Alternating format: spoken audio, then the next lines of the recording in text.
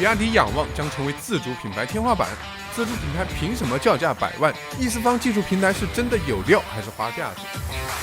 大家好，这里是三驱兄弟。伴随比亚迪全新仰望子品牌的发布，比亚迪算是正式补上了乘用车领域的最后一块拼图。从王朝网、海洋网再到腾势、仰望，比亚迪已然覆盖5到150万价位区间，国产自主品牌天花板也被再次拔高。妈妈问我为何跪着看完直播间？仰望 U8 出场即亮点，凭借自研的易四方技术平台，成功实现原地掉头、螃蟹步、应急浮水等炫酷功能。这期视频我们就来深扒一下易四方技术平台，看看这些炫酷功能都是如何实现的。这期视频真的是我压箱底的干货了，看到最后相信你一定会有所收获。其实王传福是真的很低调，仰望全程发布会对运用到的最核心技术几乎没怎么提，我看了很多别的 UP 主也都没有讲到，所以立马扒了很多专利文件和技术论文用来研究，干了5天才把视频做出来。仰望 U8 能实现原地掉头，最核心的还是靠轮边电机技术，最早在2013年就被运用到比亚迪 K9 纯电大巴上， K9 也是妥妥的国产之光了。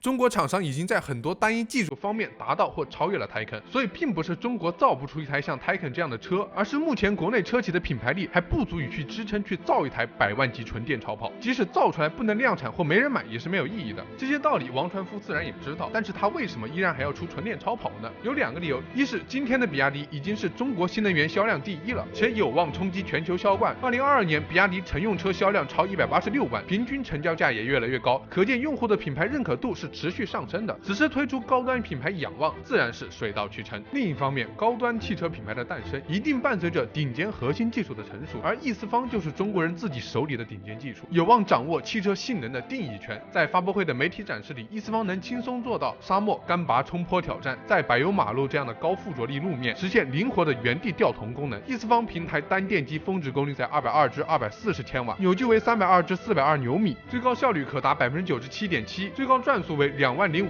整车马力超1100匹，适用多种极限场景里的需求。仰望品牌发布对于新能源下半场来说是有可能起到标杆作用的。我举个例子，在特斯拉2014年最早向中国首批用户交付时，人们发现特斯拉重新定义了汽车，说直白点，这玩意儿简直就是个行走的大号手机啊！中控大屏 OTA 在线升级，汽车被赋予了科技的概念。当年我第一次看见特斯拉时，跟看见 iPhone 时的感受是一样的。作为一个成立不到20年的新品牌，却能将量产车顶配卖到100万以以上，这在燃油车时代是不敢想的。在3电技术的冲击下，传统车企花费上百年建立的动力技术壁垒被迅速分崩离析。电机结构明明更简单，但不管是动力还是舒适平顺性，都比燃油车更具优势。因此，在电车时代，速度不再是主要的评判标准。而另一方面，一台好的电车应该是什么样，这个价值感知却又是特斯拉最早定义的。比如，他告诉车主，你要关心自动驾驶，关心智能座舱体验。这个标杆立下后，后来中国诞生的这些绿牌神兽也都往这个方向卷。但技术爆炸是需要时间的。目前更高级别的自动驾驶 L4 不管技术还是法规都不支持，而 L2 方案则伴随成本不断下探，开始在低价位车型普遍搭载。曾经智能驾驶这一稀缺属性在今天变成了标配，因此我们愈发能感受到电车的差异是越来越小了。但仰望 U8 的出现则告诉大家，谁说电车一定要智能化呀？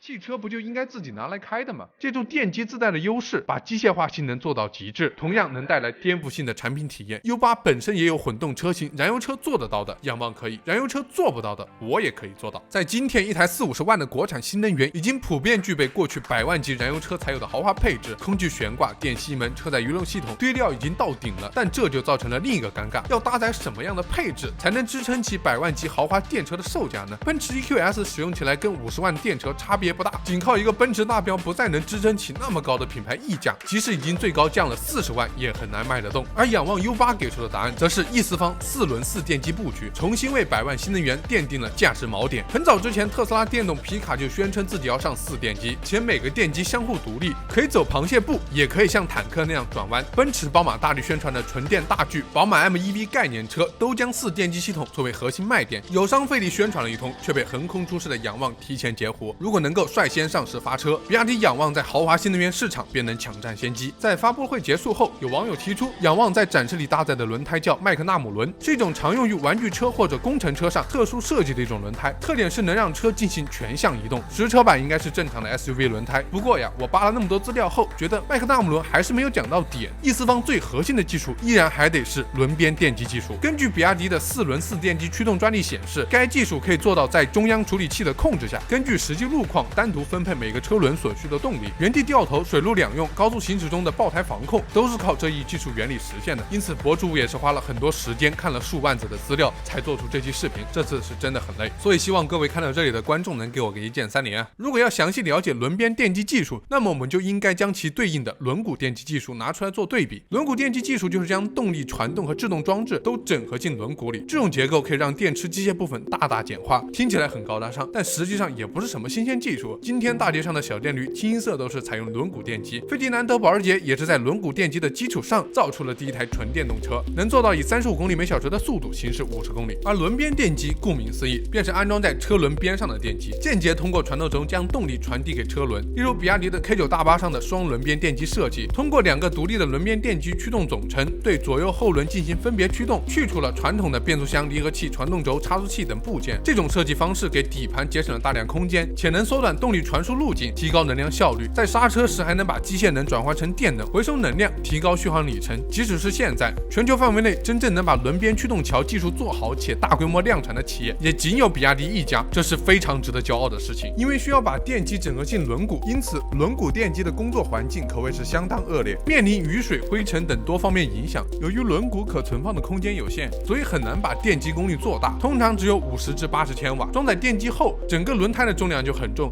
形成较大的簧下质量，一定程度上会加大惯性，对操纵性有影响。因此，轮毂电机只适合做 A 级以下的车，而轮边电机可以把动力总成装在车架上，形成的是簧上质量，对操纵影响几乎没有，且空间上没有什么限制，可以把功率做得很大。单个轮子上的功率一般可以做到200至300千瓦，整车综合功率能达到800至1000千瓦，因此很适合做一些性能车，仰望便是如此。这里我再强调一下，不管是轮毂还是轮边，都可以做到用单独电机分别驱动4个车轮，且每个车轮都有独立的转速和旋转方向，都能够实现原地掉头这样的功能。奔驰 EQG 便是用的轮毂电机，通常来说，其原地掉头与差速转向达成的效率都会比轮边结构略胜一筹。业内普遍认为，轮毂电机才是电驱动汽车的最终方案，而轮边则是过渡技术路线，类似于插电混动和纯电动的区别。为啥这样说呢？咱综合看看，轮边电机虽然看似功率更大，维修更方便，但却有着致命的弱点，那就是在行驶过程中，车身和车轮之间会产生很大的变形运动，对传动轴的万向转动有一定限制，会极大程度影响车辆操控性和舒适性，尤其是在后轴驱动的情况下，如果出现突然的全轮失向，方向就很可能跑偏，产生致命的安全问题。轮边电机成本居高不下，也只适合做 B 级以上的车型，很难技术下放。讲到这里，一些观众可能会疑惑，不是说轮毂电机才是更好的选择吗？那为什么比亚迪依然要用轮边电机呢？我想理由也很简单，一是目前来看，轮毂电机的技术还不够成熟，没有大规模应用的成型产品，做第一个吃螃蟹的人代价太大。但反观轮边电机，比亚迪商用车出货量都突破9万台了，技术积累已经非常成熟，与其冒风险，不如研究如何把轮边电机从商用车下放到乘用车上更靠谱。另一方面，比亚迪一直走的都是全自研路线，在轮边电机领域，中国专利数在全球占到40.54%，远超美国的16.22%，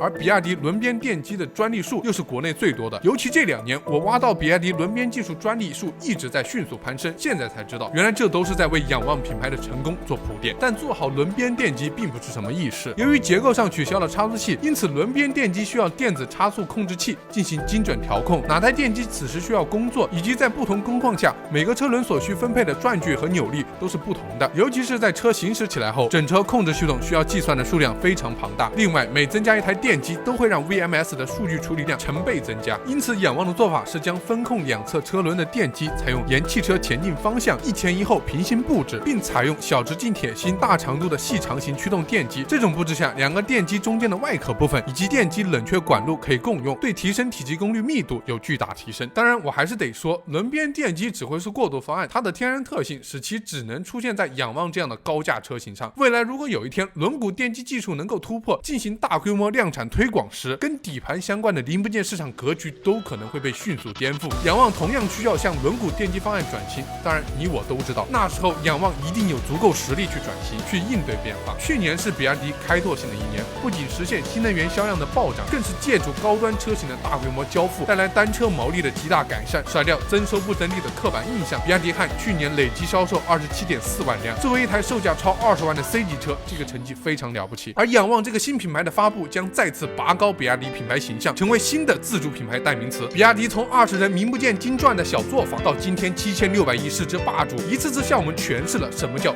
尊严是打出来的。今天中国能成为全球新能源最大也是增速最快的市场，离不开本土自主品牌一次又一次敢为人先的尝试，我们才能摘下过去那遥不可及的璀璨星辰。好，这期视频到这就结束了。喜欢这期视频，觉得对你有帮助的，可以给我个1键3连。我们下期视频再见。